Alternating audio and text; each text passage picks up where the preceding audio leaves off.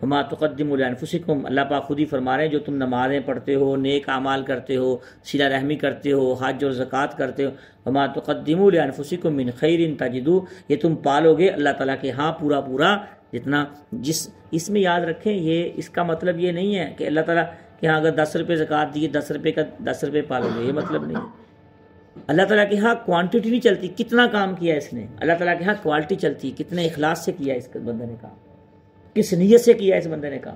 اگر ایک بندہ ایک تہجد بھی پڑھتا ہے، 5 نمازیں بھی پڑھتا ہے، لیکن ریاکاری آ جاتی ہے یا تانے دیتا ہے دوسروں کو، تم نماز نہیں پڑھتے، تہجد نہیں پڑھتے، ایک ہے دعوت دینا، ایک ہے تانا دینا، اس میں فرق ہے تھوڑا سا، بلکہ بہت فرق ہے، تھوڑا نہیں۔ اسی طریقے سے زکوٰۃ ہے، ایک بندہ 1 لاکھ روپے زکوٰۃ دیتا ہے اور ایک بندہ 1000 روپے زکوٰۃ دیتا ہے۔ اب 1 لاکھ روپے والے نے اگر ریاکاری کر دی تو یہ 1000 کے برابر بھی ختم ہو گیا، الٹا گناہ ہوگا اس کو۔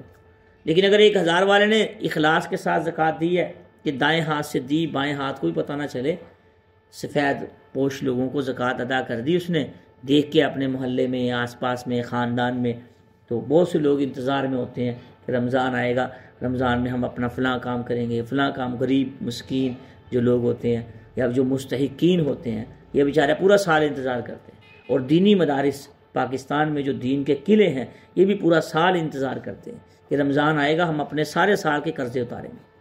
تو دوستو یہ ہر ادارے کا یہ ترتیب ہوتی ہے، کیونکہ ہمیں تو زندگی گزر گئی ہے نا دینی اداروں کے اندر، تو ہر کوشش کی جائے انسان دیکھ کے، تو میں بتلا رہا تھا وہاں خرچ کی، کوشش کریں کہ اخلاص کے ساتھ کریں، ایک ہاتھ سے کی دوسرے ہاتھ کو پتہ نہ چلے، چاہے تھوڑی کی زیادہ کی تو ثواب وہاں کہاں ملے گا؟ اخلاص کی بقدر ملے گا، گنا نہیں جائے گا بلکہ تولا جائے گا، ترازو قائم ہوں گے وہاں پر۔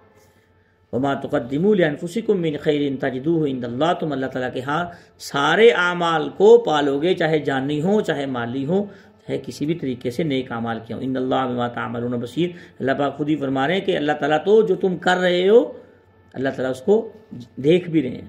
وقالوا لن يدخل الجنۃ، یہ ایک دعویٰ کرتے تھے کفار مشرکین، یہ کہتے تھے کہ جی جنت میں تو صرف ہم ہی جائیں گے، یہود و نصارہ۔ جب رسول اللہ صلی اللہ علیہ وسلم نے دعوت شروع کی تو انہوں نے ایک دعویٰ کیا کہ ہم ہی مسلمان، تو اللہ تعالیٰ نے اس کا جواب دیا، تو ان کی آرزویں دل کی تمنا ہے، جنت لاؤ، کوئی دلیل دکھا دو اگر تمہیں کوئی سرٹیفکیٹ دیا ہے میں نے جنت کا، یا تورات میں میں نے کہیں کہا ہو کہ بھئی یہود و نصارہ جنت میں جائیں گے، ایسی بات نہیں ہے۔ جو نیک اعمال کرے گا وہ جنت میں جائے گا۔ اب اس دور میں کیا ہے یہ دعویٰ، اس دور کے ساتھ اس کا کیا تعلق ہے؟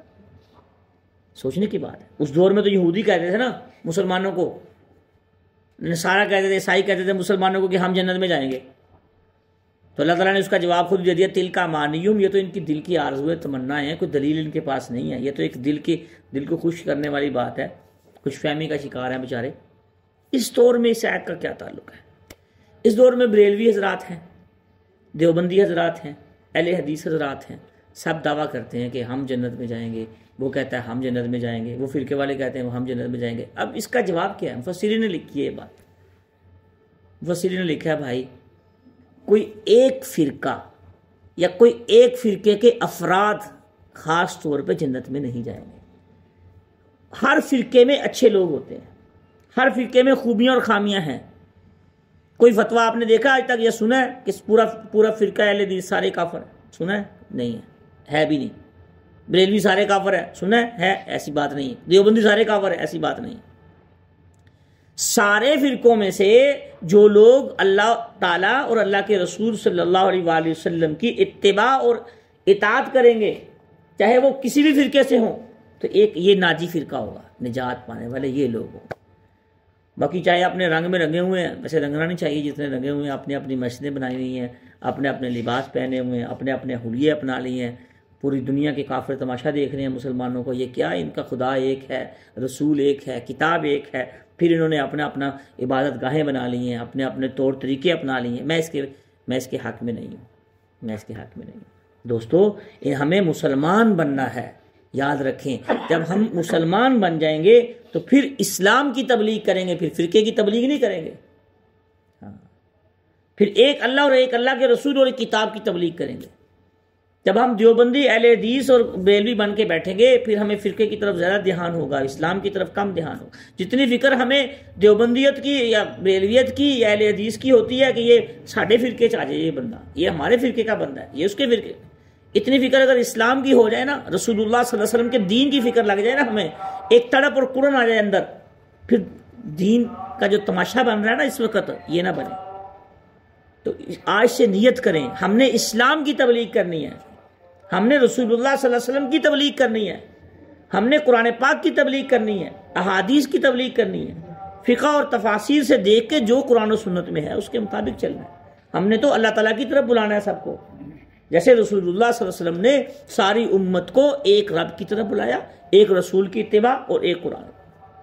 میری باتیں سمجھ آ رہی کہ نہیں آ رہی بھائی؟ تو اس لیے فرقہ واریت میں نہیں پڑھنا چاہیے، یہ فرقہ واریت کی باتیں نہیں کرنی چاہیے کہ جس سے امت اور تقسیم در تقسیم ہو جائے۔ ایک گھر میں 4 بھائی ہیں، چاروں کے الگ الگ فرقے ہیں، الگ الگ مذہب بنا کے بیٹھے ہیں، الگ الگ اختلافات، الگ الگ عداوتیں، جبکہ ساروں کا خدا بھی ایک ہے، رسول بھی ایک ہے، کتاب بھی سب کی ایک ہے، لیکن وہ اس کو مسلمان نہیں سمجھ رہا، وہ اس کو مسلمان نہیں سمجھ رہا، وہ اس کو مسلمان نہیں سمجھ رہا، وہ اس کو غلطیاں سب میں ہیں، انسان ہے نا سارے، خامیاں اور خوبیاں سب میں ہیں۔ تو اپنا دل تھوڑا وسیع کریں خدا کے لیے، دین بڑا وسیع ہے، اللہ کی ذات بڑی کریم ہے، رسول اللہ صلی اللہ علیہ وسلم کا دین بہت وسیع ہے، قرآن پاک بڑی رہنمائی والی کتاب ہے۔ تو اپنے دل تھوڑے سے کھلے کریں، دوسروں کو بھی جگہ دیں، تاکہ سارے کی ساری امت ہماری بخشش ہو جائے، ساری امت کی، اللہ تعالیٰ پوری امت کی بخشش کی فکر نصیب فرمائے۔ بلا من اسلم وجہہ، اللہ تعالیٰ خود ہی جواب دے رہے ہیں ان فرقوں کا۔ او بھائی کامیاب کون ہے؟ جس نے اپنا چہرہ جھکا دیا اللہ کے سامنے، اللہ تعالیٰ کے سامنے۔ بلا من اسلم وجہہ للہ، ہاں، اور وہو محسن، پورا پورا داخل ہو دین میں، یہ نہیں جو بات سمجھ آئی اس کو کر لیا، جو بات سمجھ نہیں آئی اس کو چھوڑ دیا، ایسی بات نہیں ہے، پورا پورا دین میں داخل ہو۔